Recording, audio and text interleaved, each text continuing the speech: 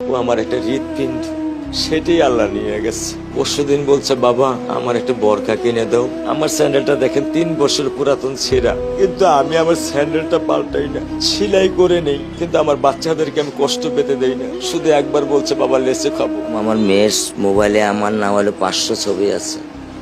আমি এখনো সাহস পাইনি আমার মেয়ের একটা ছবি বের করে দেখতে। আমার সে সাহস নাই। আমি সেই সাহস হারাই ফেলছি, কারণ ও আমার ছিল হৃৎপিণ্ড। ওর জীবনে এমন কোনো চাওয়া নাই যেটা আমি পূরণ করি নাই। পরশুদিন বলছে, বাবা আমার একটা বরকা কিনে দাও।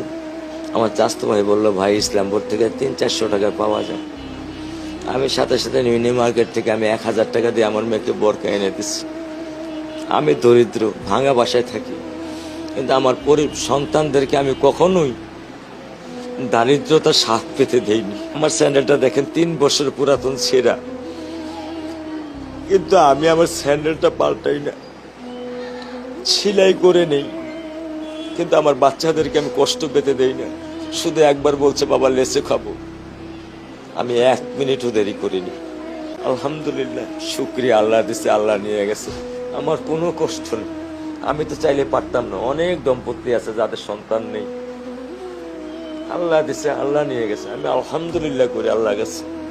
আমার কোনো কষ্ট নেই, আমার কোনো কষ্ট নেই। ঠিক আছে, গরমের মধ্যে তো একটু